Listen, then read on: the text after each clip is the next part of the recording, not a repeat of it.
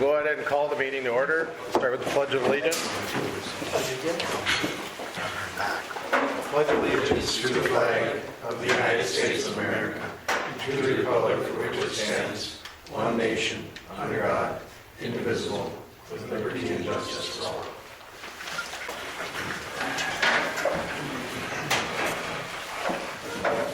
Has everybody had a chance to look at the minutes from the last meeting? I'll make a motion. Dave makes the motion. Is there a second? I'll second. Mike seconds. Probably moved and seconded. All those in favor, please signify by saying aye. Aye. All those opposed, please say nay. Motion carries. Just so everybody is aware, Nicole is on by phone and watching us online. Next is the presentation of the bills. There is one bill that we're going to add on to the line item, and that is to Musco for the $95,000 for the park lights. That one got missed. Just so that can get sent off. How's that spelled? How do you spell Musco?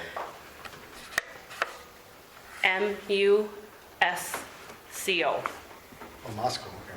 Yeah.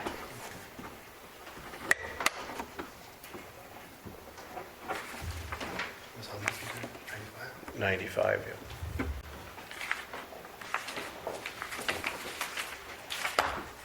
yeah. With that addition, is there do I have a motion to approve? So moved. Paul moves. Is there a second? Second. Seconded by Mike. Any discussion? All those in favor say aye. Aye. All those opposed, please say nay. Motion carries. City Commissioners report. We'll start with Paul tonight. Okay, on beautification, I don't have anything to report on that. That's really going on right now. We're just waiting. On electrical, Jim, Ashley, and myself did go to the Missouri River electrical area meeting on the 27th. For me, it was very informational. We did start kind of talking a little bit about if there's anything some of the area members could do to work together for maintenance and maybe even emergency services if we need to be. It just started the conversation on that. Jim is working a lot on that, so looking forward to see where that ends up. HEDC, they developed their first drafts on some grant programs for businesses dealing with infrastructure.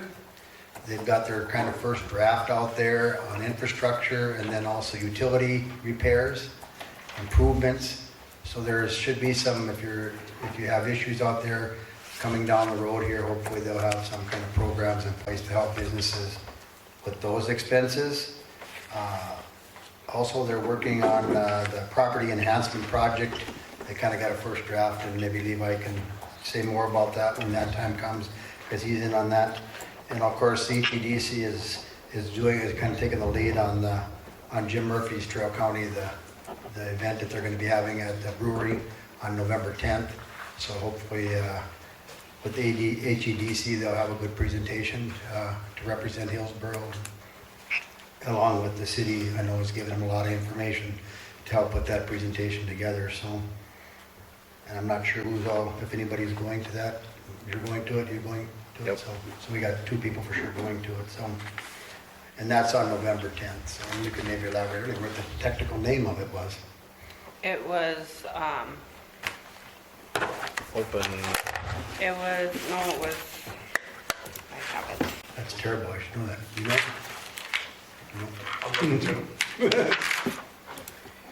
No. Community Showcase. Community Showcase. Okay. That's at what time? 2 to 4. 2 to 4. On Thursday. Anything else, Paul? Nope, that's all. Mike, do you have anything tonight? Yeah, I was contacted by a realtor today on the property located across from the county shop, the wet wooded lot over there that we've been talking about for years. Anyway, somebody was interested in buying it, and he was wondering what the process would be on it. It's zoned R2 right now, and the way it sounded, they would be looking at putting up a shed in there. Sounded like a lawn service that was looking at buying this, so.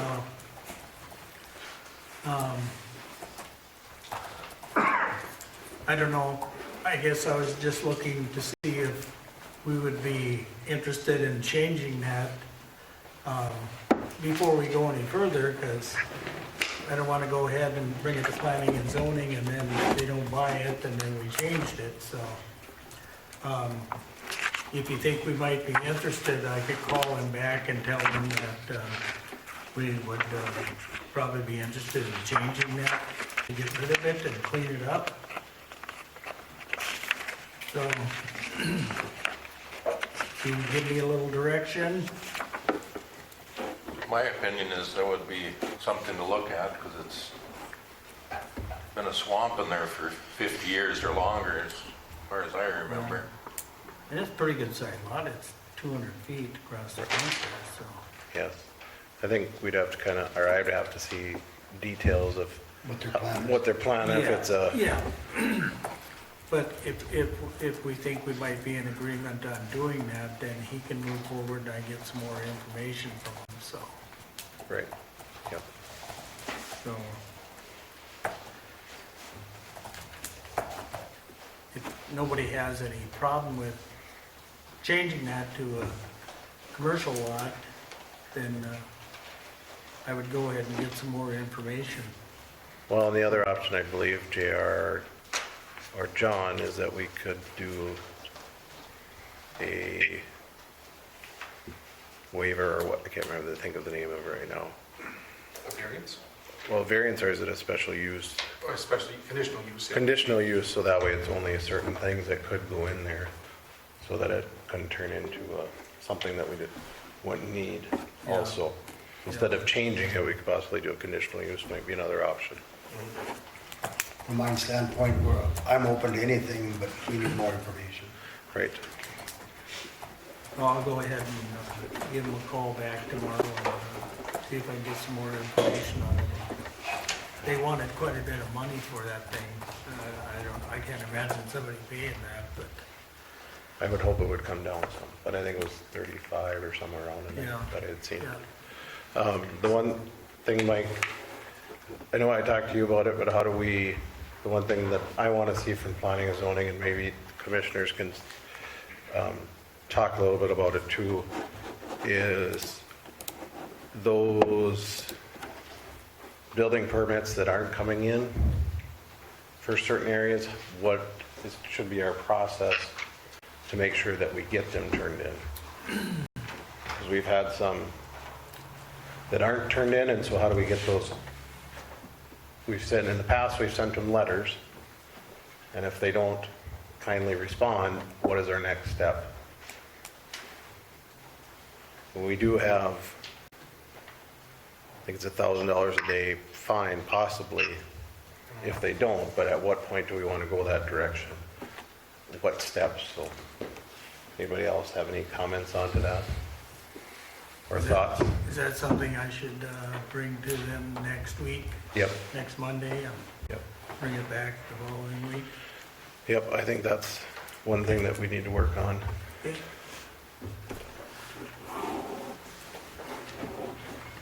That's all I got. Okay? Dave? Nothing that's not on the agenda. Nicole, do you have anything? I do not. Okay. I am moving forward on the budget and finding out where we're completely at. We're getting closer, but it's going to take quite a bit longer for me to get all together. I'm working with Ashley and Sarah and Julie trying to get numbers so that we can get it more finalized and figure out where we're at.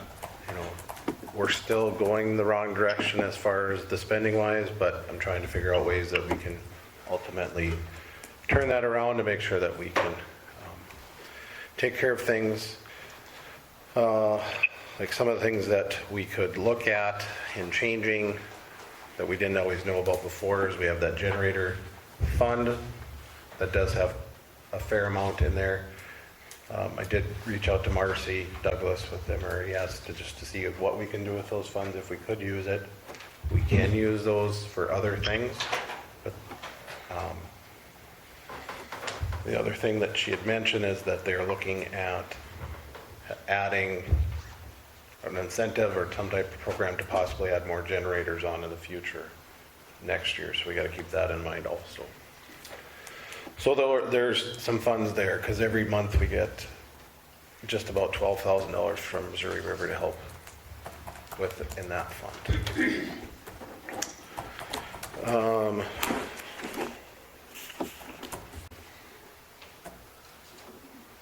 Wanted to give you guys an update on Anchor. I've been in contact with them quite a bit off and on for quite some time. And we also did get a call from the Department of Environmental Quality. There was a complaint or violation, possible violation turned into them for Anchor ingredients, and we did work through that. Department of Environmental Quality is fine with the actions that we have been working with so far. They understand that we have been addressing the issue and we are working towards that, so they don't see anything with that. Talking with Everett at Anchor, they were planning on shutting down this week to put in the equipment. It finally did come in. Here. For over here, yep. But they also said it may not be the plant itself, it may be when they're loading cars that is causing the issues. So they're gonna do some remedies or try to do some things to help alleviate the control on that. So just wanted to give you guys an update on that we are moving forward with that. I did get one complaint on them last week, and I drove by, and what they're doing is when they're loading the semi trucks, they've got their auger way high in the air, and it just, when like a wind like yesterday, and not even a wind like yesterday, but and it was just blowing it. All the dust was going to the north. So if they could figure out some way to, put some kind of chute, something that is not 5 feet above the truck, that would help, I think. Well, and I think that's part of the whole issue that Everett and I have been trying to figure out is what was the actual complaint? Because nothing has been really narrowed down, so they're trying to fix things that they weren't sure was going to remedy something because they're not sure what the actual complaint was. If it's just dust coming over, well, is it coming over all the time? Is it coming when they're loading cars? And that's what they're trying to get it figured out. So The complaint was the dust, but what you're saying is the dust is obviously the complaint, but it's where is it coming from is what you want to figure out. right, is it all the time that the dust is there? Is it certain days of the week? Is it certain times of the day? Trying to just narrow that down, trying to figure it out. So Have you reached out to them to find out if they could narrow that down or not? they're working on it. They're trying to. They've already. To the gal that was in here complaining about it with her camper.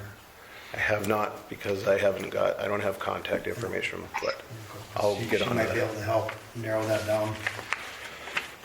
I'll look Just at worth asking. Yes, so.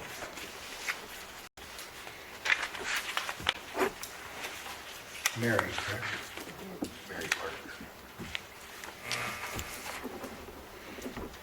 All right, that is all I have. Jim, do you have anything tonight? The only thing I have is, I sent you all an email today. I missed reporting what it would be our third quarter disinfection byproducts results. They sent me a letter requiring us to notify all the public, so that we will be mailing out notices, a one-page notice that explains we missed the deadline, and then we need to put it in the paper. The samples were taken, the results were all good. I just forgot to submit the results. It was 2 weeks late, so nothing to be alarmed about. Just wanted to let you guys know that when it shows up, that's what's going on. I have sample results. If anybody would like them, I'll supply those. And that's all I have. So we have to be on a certain timeline then? Or- Yeah, we apply, or we submit quarterly reports every year. And we had a busy October. I've got a pretty good track record. That's the first one in 28 years, so. But I missed it. So be it. Well, you're on top of it, so. Yeah. Okay. JR? Nothing from me. Okay. Ashley, do you have anything tonight? Yeah, Nelson submitted their request for the sewer and water project over by Nelson's and Breen's, that water main, that got completed, and we got the final bill, and I passed out the spreadsheet that I created and sent to both Breen's and Nelson's. They were separate ones, obviously, since there was separate items on it, but Nelson's have answered me. Front page is there is the total sewer split that everybody, with the city doing 50%, Green's doing 25, and Nelson's doing 25. Total cost of the project was $73,185, which leaves the city's share with $36,592.50, and then Breen's and Nelson's share is both $18,296.25. And I put together a table for them so they could calculate out what they could afford each month. And Nelson's would like to do a total of 216 monthly payments and a total of $84.70, which would carry them through 18 years. And JR will draft up a contract and put something in there in case they move or sell the property, to make sure that the city doesn't just get left with this or nobody ends up paying for it. I'm just wondering if I can get approval for them to pay at this rate, or would you like me to go back and renegotiate? And this is just for Nelson's share.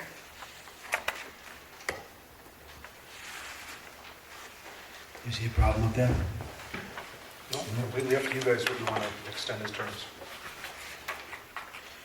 I'd say as long as we have it so that it's covered if it was sold or anything happens that, because ultimately, we can always go back on the tax roll if it doesn't. Correct. I would foresee it as we record something against the property record so that our interest is shown on record, that if they were sold or changed, that's going to show up. So it'll be addressed at that time then, no matter what. Right. I have a motion for approval then. Unless there's any, Paul moves, is there a second? I'll second it. Seconded moved by Dave. Any other discussion? Just note that that's Nelson's. That's Nelson's only. Yeah. Yep, Nelson's one.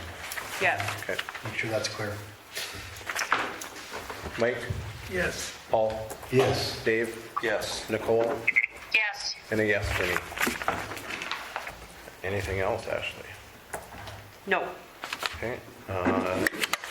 Nothing on the sheriff's department side. Steve, do you have anything tonight? There's only one Steve tonight, so it shouldn't be. The other Steve Kahn. I just want to give you a quick update on two projects. The water and sewer project that Reidenbach Construction is working on, or was working on. Progress is slow. They're waiting for, they pulled out a month ago, and we're working on a different project. But I talked to Neil this morning, and he's planning on being back here. He was hoping to be later this week or this week. He said his intention is to get the water main across I-29 installed yet this fall and get that hooked up, and then the sewer, concentrate on the sewer lines that are crossing the fields, get them done this fall or later.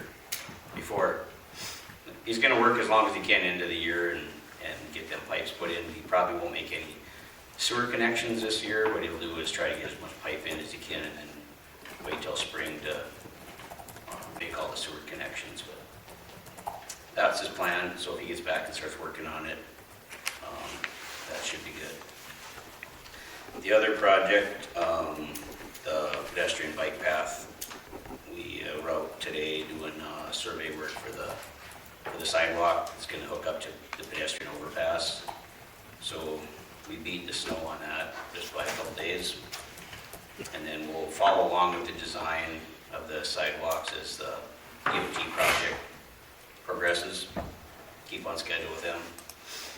There's some middle dates, like January, February, that we need to follow along with. But construction of the overpass wasn't going to be until 24. They just wanted to get everything in place ahead of time. So then I had some SRF stuff, but it's later on the agenda. I'll come back. Okay. Thank you, Steve. There's no change on the beautification ticket, so I think we'll postpone those till the next meeting. Railroad Park update. The beautification asked to submit to the Community Foundation for a grant for that project, so that was submitted on that behalf. And we are still waiting on the finalization of the contract. I did talk to the district railroader about the contract a little bit. He said as far as the people being on there, it was just the contractors when the fence was put up. It's not for everybody, is how he explained it to me. So that we shouldn't have a problem with that. It'd just be anybody that's doing contractor work where they'd be on there. I think once the fence is up, then it would be okay. We also talked about this pile of dirt out here, just because I had a concern from a resident that said that we have a pile of, or in the spring of the year, we get a ton of water that builds up in there.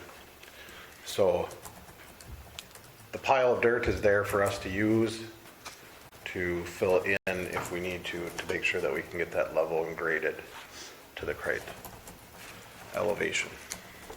And he was more than willing to give away the dirt as long as you guys are okay with that.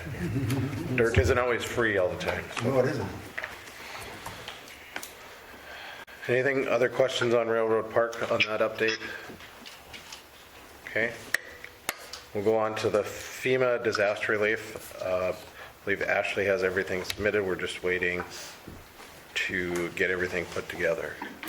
So I have weekly updates with him, and tomorrow I'll find out. He was reaching out to Corey for a few things at the county, but all the paperwork is signed. We can no longer add anything onto the tracker.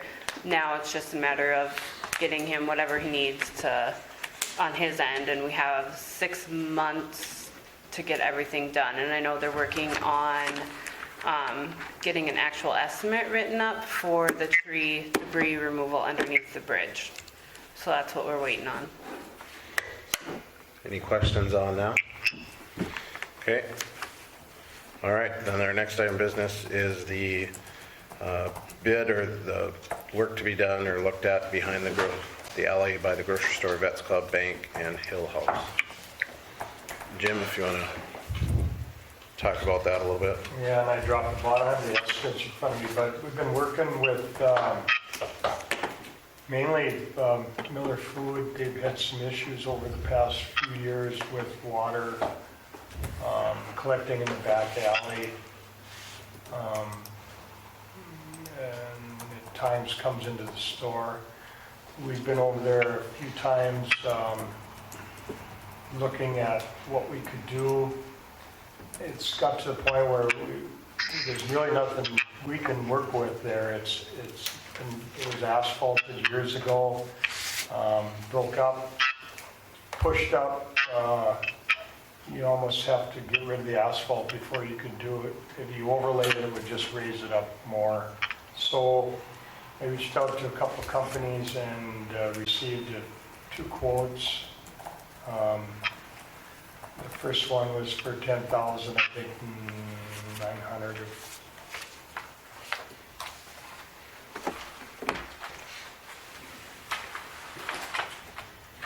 This this would be the whole alley from Caledonia to First Avenue.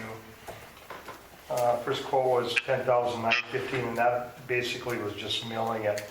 And then I had our asphalt guys look at it, and they came back with a quote for $7,600, and that was reclaiming it. They said they could go down if needed 10 inches, which I don't think you can see gravel into some of the areas. Grade the area, again, $7,600.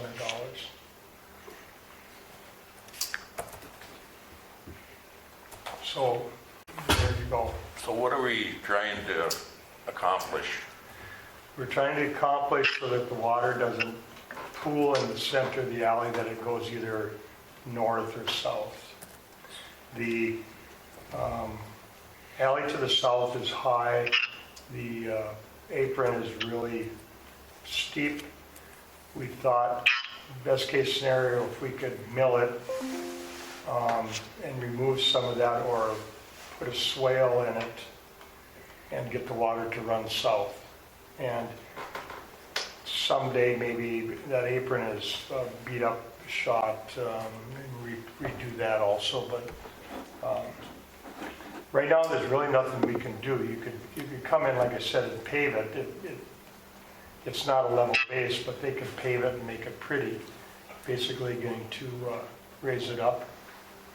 This is my idea to start. If you don't do anything, I mean, you'd have to mill it even if we decided to pave it, to grade it and get a good grade on it, to try to get some better drainage back there.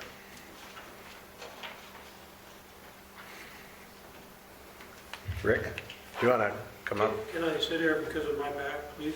Try to speak really loud then, Rick. Okay, I will. If I can just give you a little bit of history on that alley. Back in, I think it was 86 or 85 when Harold Rocco was the mayor. That alley was all just gravel, rougher and heck, potholes all over. And we had water problems then. And they come in and they put leveled the gravel the best they could and put a layer of blacktop. And again, that was in about 86. There was nothing underneath it but more potholes, gravel and stuff. So it was just a layer put down, and there has been nothing done to it since. And the problem we were having, not only with water retention and running in, was the fact that it was so dirty and dusty in there that would go up into the, when people would drive through it, not just trucks. It would go up into the air conditioning vents up on top, and we constantly had problems with that. So it's had next to nothing for maintenance for, almost, I'd say 35, 36 years. It was paid before I started, I know Yeah, that. that's when it was done, because I got with Harold Rocco. The other gray area also is, you know, my understanding is we don't maintain the alleys, except if there's a fire hydrant in that alley, and then the question of is where the garbage trucks run. You know, are we, because we're offering that service, are we required to maintain those? The alleys came up when we did the paving project 15, 20 years ago, and nothing was done with any of the alleys at that time, but that's maybe something that we need to readdress, is whether we're going to maintain those alleys where the garbage truck goes. And they, if I can interject just a minute, those alleys were used a lot for the semis in those days, but I put a loading ramp in, and that made a lot of difference in how much traffic we had, like pop companies that they'd come in from the bankside, just back right up in there. But there's a lot of traffic from the apartments, and the bank would have cars going through different things. It's not just grocery store related, but it hasn't had any maintenance to speak of in close to 40 years. So it needs it. I did have a conversation, or he one of the contractors in town had contacted me because they had did some work previously in the alley, and they said there's a lot by the map. Ashley has it, but she can share it out to everybody eventually. You don't have to do it right now, but there is big elevation changes in that alley. And so I think we needed, one, I don't think we should do anything yet this fall, because if you want to. One, I want to see that we get our budgeting figured out before we do any more projects.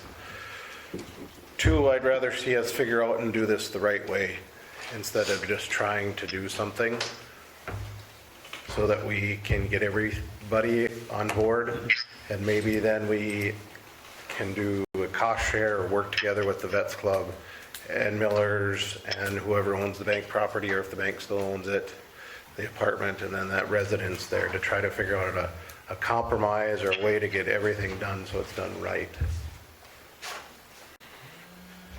One other thing is, like Jim alluded to, you go south and it goes up. And if you come in, if a semi is going to come in from the north, or a truck, they're going to get hung up down there. The old timers know that you come in from the south. And they just had one that got hung up not long ago, right? A couple of weeks ago, yeah. Yeah, and he come in from the wrong way, but there is a elevation to the south. So when you look at that, you'd have to think about, if you're cutting it down, you'd have to cut it quite a bit to the south. Right, and then I think that's where we'd have to look at where Miller's has their exit out of that end and different things. So my personal opinion is that I think if we're better off figuring it out completely before we move forward on something. But I would feel comfortable in us moving forward at looking at what we need to do for a next year project. Will that be satisfactory if we look at this more? Oh, absolutely. Next year? Yeah. Yeah. Well, and our big thing is too, who owns the alley? You know? Sure. I actually figured that out today. I got a hold of the recorder's office, and that alley, according to the recorder's office, that is not a platted alley, so everybody, all the property owners own from their property up to the midpoint of the alley, so everybody is actually responsible for their portion, is what the recorder's office told me today.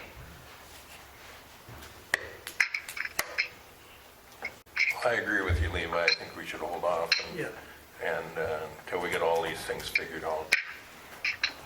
Because now they're talking snow, so I don't think we're going to be doing a whole lot with it The anyway. two things, again, I want to emphasize are, you guys need to decide about garbage truck traffic.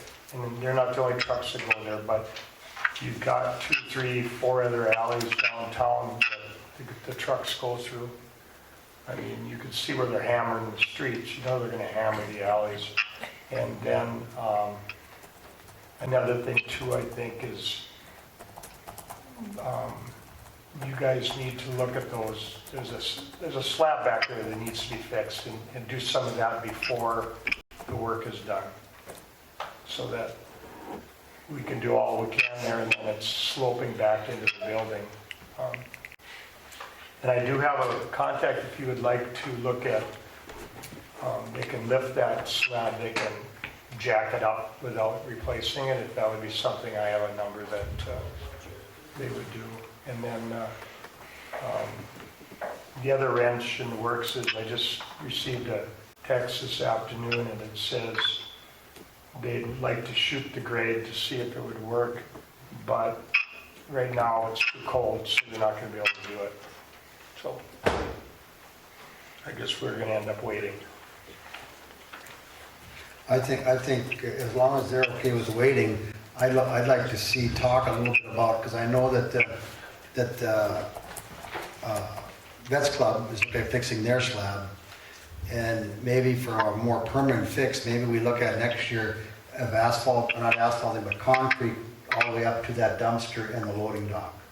You know, in that alleyway, because most of that's all concrete already there. And then if the elevation, depends on how that elevation comes out, does that go, is that a high point there and that'll run towards Caledonia? Or we don't know until we get those elevations. Go back, take But I some think shots. for long term, especially if if the grocery store is interested in doing a cost share on that, that might be a more permanent fix for that area. Then they're not backing their trucks in the mud and hauling that onto the parking lots and everything too. And it'll just be a nicer fix there if we can work together on that. But I too do agree we need to fix the problem, not just patch it. So. Okay, And then, like Jim says, we're gonna have to figure out what we are going to do with those alleys, so. Yes, that's the next thing. I just made a note for our dad. We should figure out, Jim, which alleys you think we should take care of. So we can say that so that we know going forward, you know, so it's kind of written down that we know that this alley, we've decided that we're gonna take care of these alleys, whether it be behind Napa. I know he was in asking too about theirs. So, you know, I think we should make that clear so we don't have this. unless you want I all think we those- do own that. I think if you look at the plotting mats on that one, I think that one probably is not the ownership of the businesses, when you look at it on that. I'll have to ask. Yeah. Paul, we also, when you're talking about that, you also have infrastructure money through EDC, right? I mean, if we wanted, when we look at it. it's- Oh, yeah, for them, yeah, for Millers. Yeah.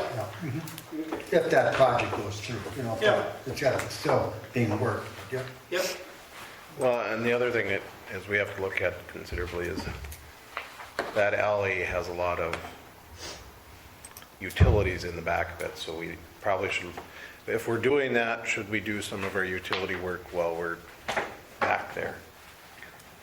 A lot of questions. No answers. It's a good thing the snow's coming on Thursday, you don't have to worry about it. But, Dave, would you like to spearhead that portion of the project, or this part of it, to get everybody together? As far as working with getting what we can do on that alley and sure, yeah. working with the Vets Club and Millers and the bank and all those businesses, and then trying to get, does that work for? Yeah, I was just gonna ask, do you guys have any questions from the Vets Club? Concerns or anything, Terry, or? the only thing that I could say is, if you do this, you need to figure out what the base is below that alley, because it won't do any good to fix it if you don't have a base. When you've got these heavy trucks driving in there. That's pretty much Right. the way it is on the base, yeah. You're exactly right. Yep. Anything else on, is everybody in agreement to have Dave kind of work forward and spearhead this portion of it? I won't call it a project, I'll call it a task force, since we said no more new projects. Well, it won't cost anything to Right, talk to people, so. exactly. All right, is there anything else on that? Then we'll move on to the mobile home utility rates. Hillsboro LLC has written a letter to the city of Hillsboro. Some of the very similar issues, complaints that have been in the past. With the feeling of being overbilled by hundreds of thousands of dollars over the past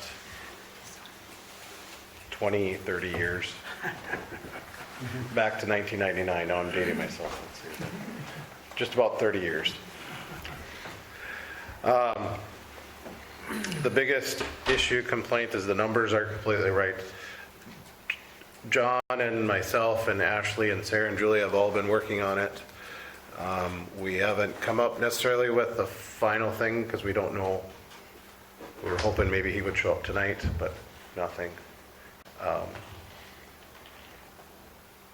Who are you? The Hillsboro, Hillsboro. Hillsboro That's LLC. what I thought, but I wasn't sure. As far as what I can find, we are billing correctly. The only thing we would be off on is some light poles that were counted wrong, which would be minimal. But we'll still work with him, and John might have more to speak on that if he so chooses.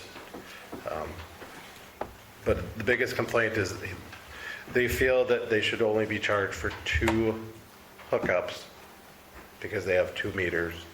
They do not believe that they should be charged the 22 or 26 units like we do for everybody else.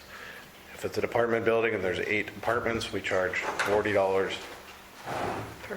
per hookup, or not hookup, per user fee is what we call it. Per resident, per family dwelling, whichever you want to call it, but it's $40 per family dwelling or apartment building, and so their feeling is that they shouldn't be charged 26 or 22, depending on how many are there. They should only be charged $80 total for the 2 meters that are in.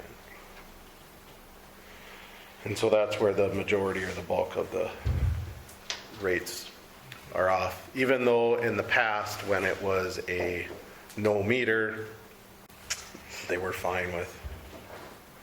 There's 26 units, they got charged the 18 or whatever the standard rate was at that time.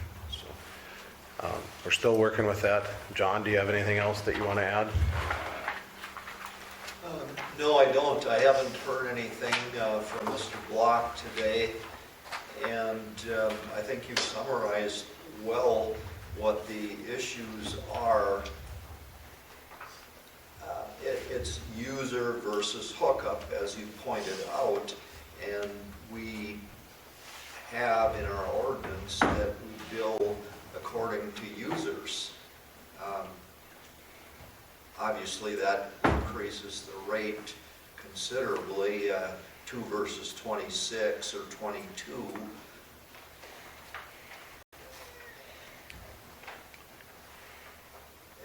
That's really the issue is the rate, and I think Steve will back me up in saying that our rate is based in part on what it takes to pay for our water plant. Right. And if we go with 2 meters for the trailer park, we do the same for everyone else that has 1 or 2 or 4 meters where there are multiple family dwellings, and the money has to come from somewhere else then to pick up the debt service costs. And our attempt is to treat all of the users equally in our water billing. And I want to just get the general feel of the rest of the commission, but this is my feeling on it. I had a couple residents reach out to me about it just because they heard through the grapevine there was some issues.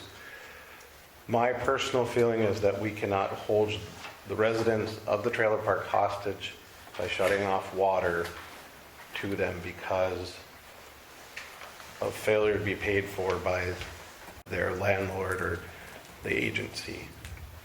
We have other means that we could go through to make sure that the bill is paid. We can always put it on the tax roll and lien it against the property. So my personal feeling is that we shouldn't at any point use the threat of shutting off the water at the trailer park because Hillsboro hasn't paid. Because Hillsboro hasn't paid. I agree with that. Anybody else's feeling or thoughts on that? Mike and Paul? I think that's always been, we dealt with this, we went through this a number of years ago.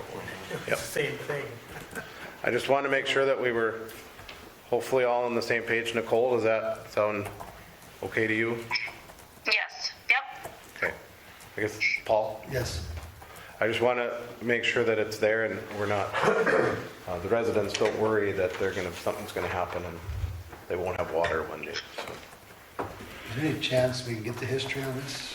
Somebody can write a little history about what this is, because he said he dealt with it before. Well, We have all the paperwork between me and John. It's in my office if you'd like it.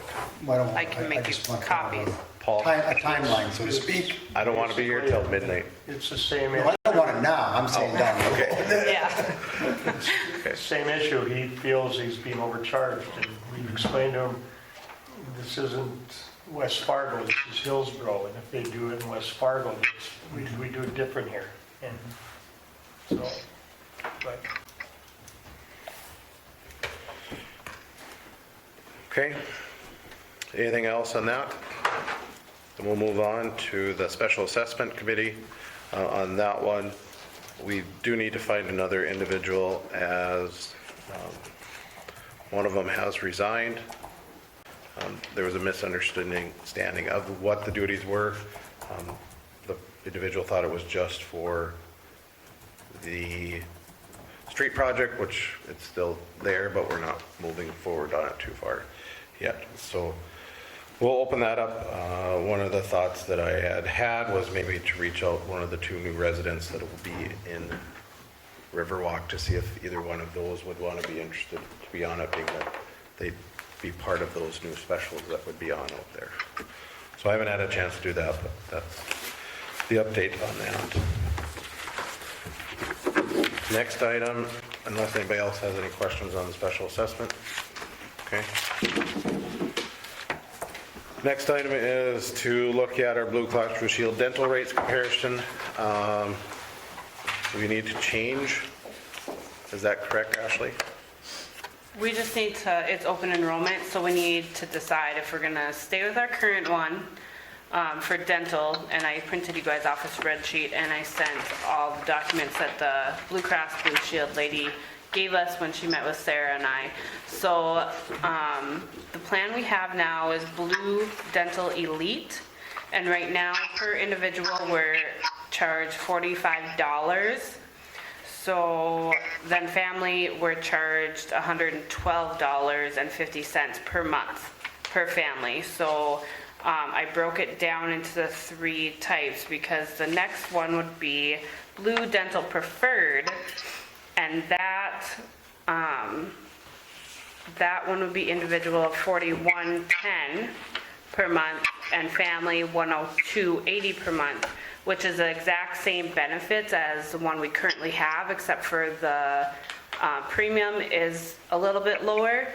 And then if we bump up to the Blue Dental Preferred, that one actually, the annual max is actually goes up to $1,500 instead of $1,000, and then the orthodontics jumps from $1,500 to $2,000, and for individual per month that's $45.10, which is a 10-cent increase from the current one that we have.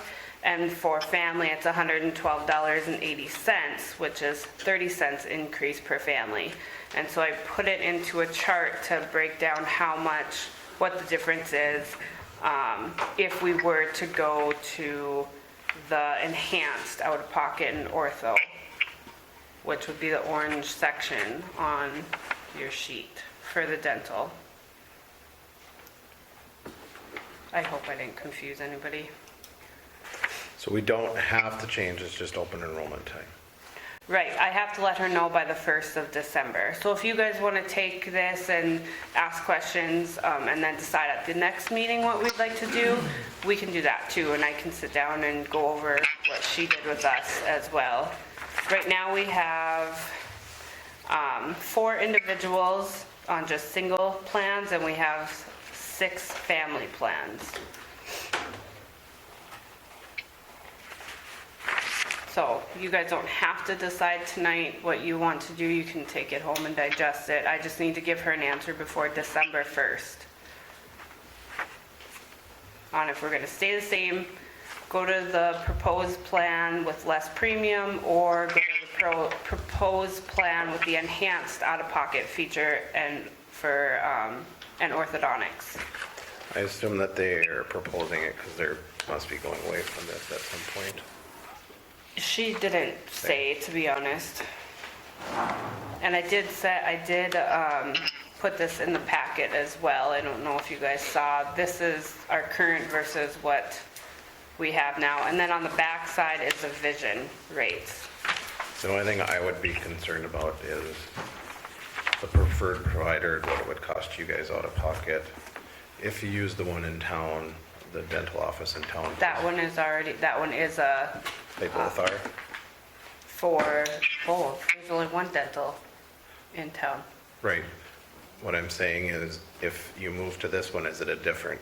Nope, because I asked, and she said that the dentist office here is under the preferred provider. Yep, so he would be covered, because that was my first question, since we do have a dental office in town, if he was under, and he is one of the preferred members, or whatever that is, so it would be covered at the better cost. What are the, on the vision ones, you have Blue Vision Premium and the Blue Vision Essential. Which ones are which on the other one? I don't have a name on it.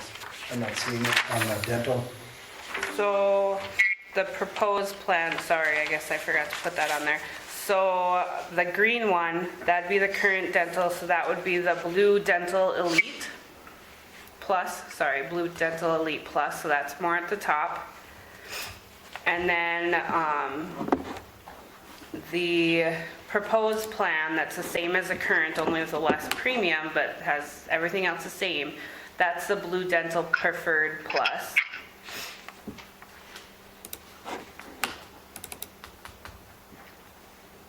And then the proposed with enhanced is the Blue Dental Preferred Plus with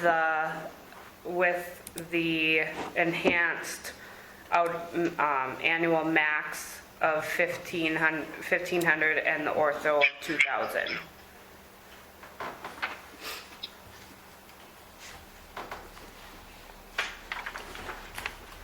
I would think with the minimal changes that, or the minimal cost that it would cost us to go up to the preferred, or the proposed plan, the enhanced out-of-pocket for dental and the Blue Vision Premium, I think we could make that work for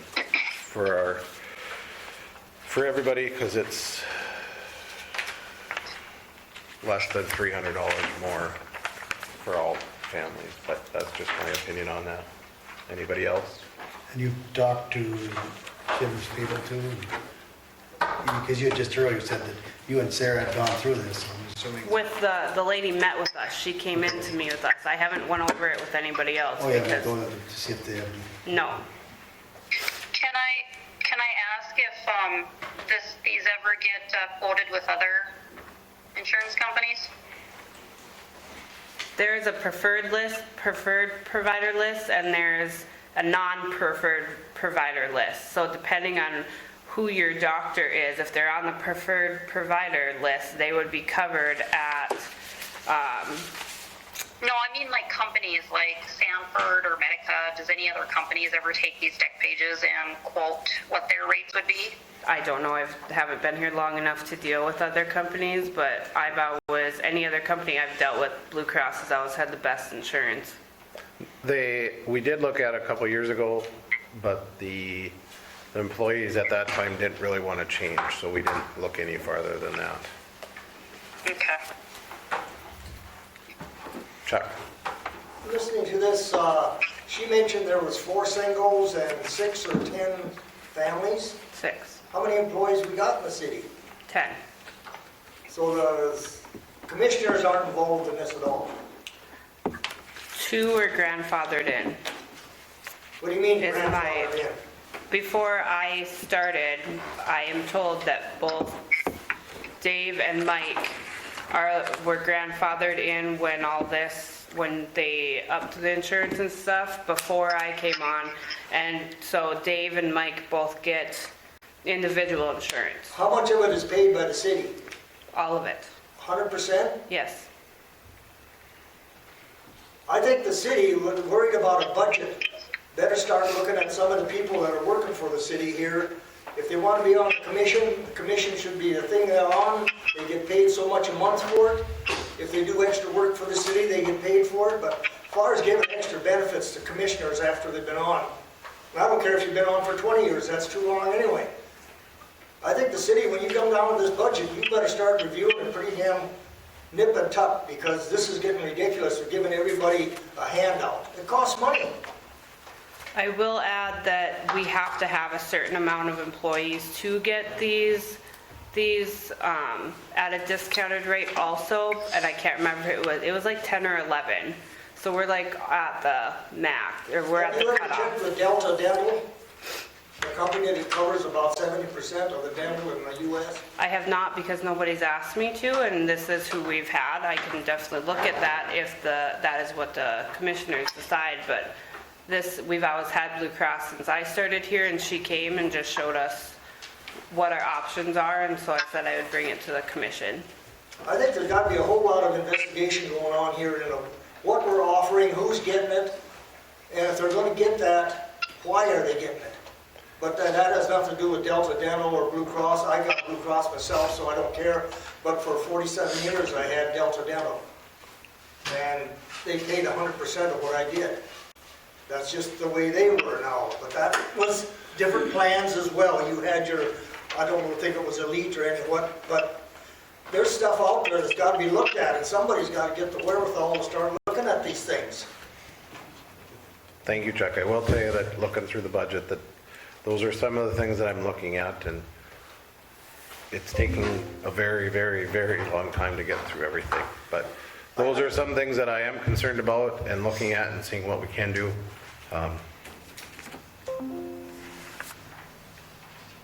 That's all I can say at this point with it, because I don't want to say out too much because I don't have the numbers. I don't want to give you anything that I couldn't stand for. No, I don't want to throw any false hopes out, but hey, being a city commissioner is being a city commissioner. If you're just on it for the freebies, then let somebody else have the job. And I mean that sincerely. Okay. Commissioners, public, any other comments, or would you like to entertain a motion at this point? What we would like to do?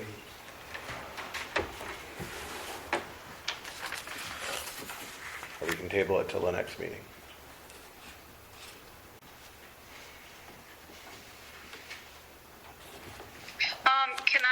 Can I just request that it be tabled until the next meeting? Yep, we will table it till the next meeting. Thank you. You're welcome. All right, next item of business is two things on the fire marshal's inspections. So the property at 202 2nd Street Southeast, we did have the fire marshal, and I had reached out to Jamie Reed, our fire chief, and asked him to take a look at two things because we had some complaints or issues that came up. And at 202 2nd Street Southeast, they didn't go into the property. That's the house that had that fire this summer. They felt pretty confident that we would, it would be one that needed to be condemned or start that process. And the only reason that I had reached out is I just wanted to make sure that we didn't get fallen behind like we have in the past.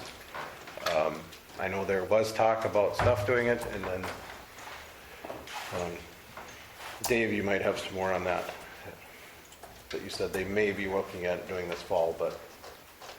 Yeah, I talked to a contractor out of Mayville, and he said that the homeowner has talked to him about tearing it down, but they probably won't be doing anything until the ground freezes, so they don't tear the yards and stuff up, so. Anything else on that? I know there is a process, JR, and we just have to follow it as we move forward, but I think the first step was the fire marshal looking at it and saying, or our fire chief. Yes, I can forward you a checklist on what we have for the dangerous buildings, but looking at it, making sure it's the process to move forward is qualifying it under the ordinance is the first step. Right. I don't know, there's two more buildings on there, back by the alley. Is there two sheds back there? There's a shed and a steel garage. Yeah. So do we look at possibly condemning that other garage back by the alley while he's in there tearing things apart? As you said, if he's gonna do anything with that little shed, I guess I haven't asked him. I will be seeing him this week, I can ask him. I haven't talked to him. Yeah. Is there concerns that it would be one that's not? It's not much of a shed, No, really. I think it's got a dirt floor in it. Because I believe then that would have to be a different process, because we'd have to go through, our building inspector would have to look at that, being that it didn't have Unless, a fire with it, unless they automatically did it. But if Paul Yeah. if maybe Paul just talking to him, if you know him. I can ask him what his intentions are there, and of course, you know, he told me too that he was planning on tearing it down. And now Dave's heard it too, so he must be. And it's not that I don't trust what they're doing, I just don't want us to end up, we know how things can get behind and then it becomes 5, 10, and we've dealt with that in town before, so I just wanted to make sure of that, so. So I think our next step, we'll have Paul talk about it and kind of go from there. The next item 2 is Dollar General, and I know, I don't believe, Nicole, you were on the email, but we got a email from KVLY news reporter about the Dollar General, as they did a news article, a news story on it a few weeks ago. It was the first that I had heard of it, as far as complaints being from there, so I had reached back to the reporter and said that we will look into it, and so we did.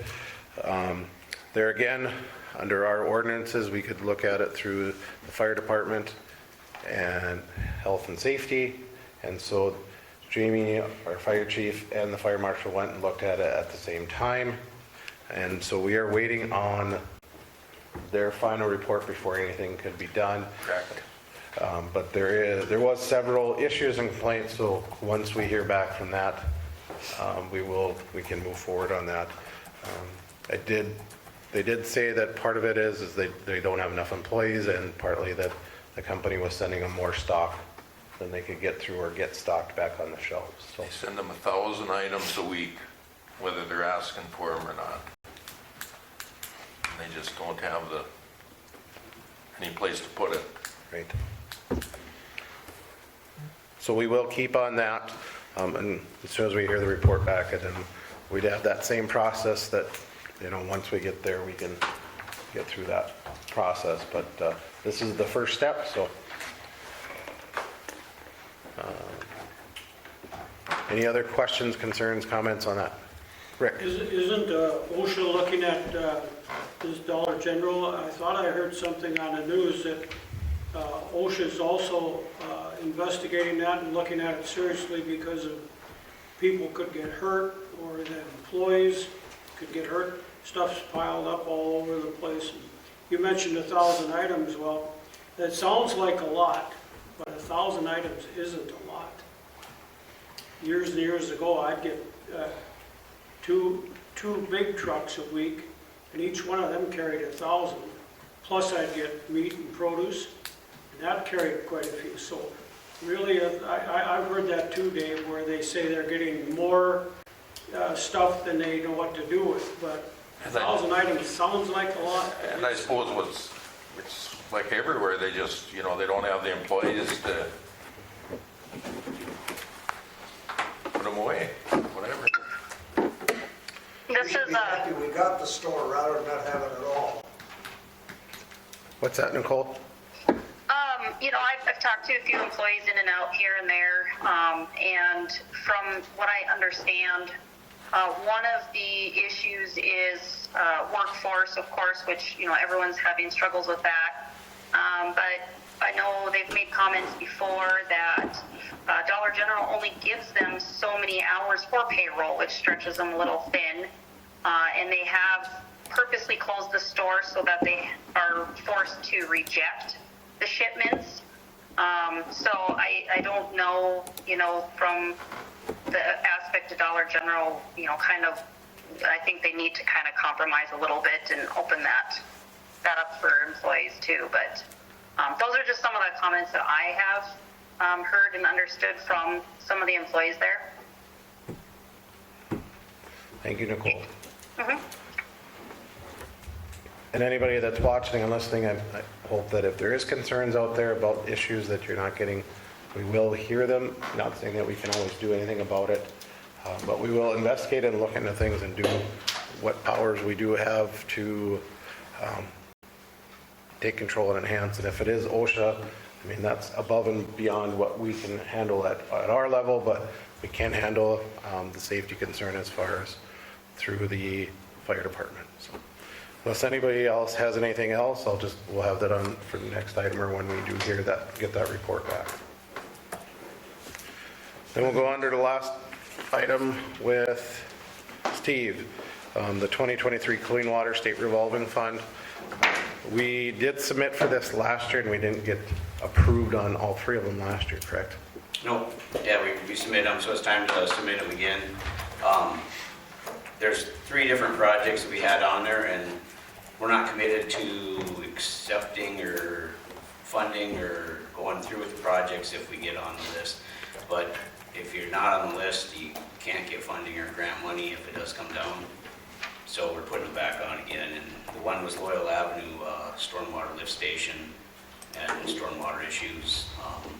One was replacing aging manholes around town that are brick manholes, and then the other one was stormwater improvements. And before we put that stormwater improvements down, that was part of the paving project to see if we can get some grant money for that. But now we're kind of looking at doing a stormwater project separate, so if we do get money for that, we can get some grant money or something, we can evaluate it and see if it's something we want to move forward with. So Steve just needs approval from us if we would like to submit those again. I'll make the motion. Dave makes the motion. Second. Seconded by Mike. Is there any other discussion?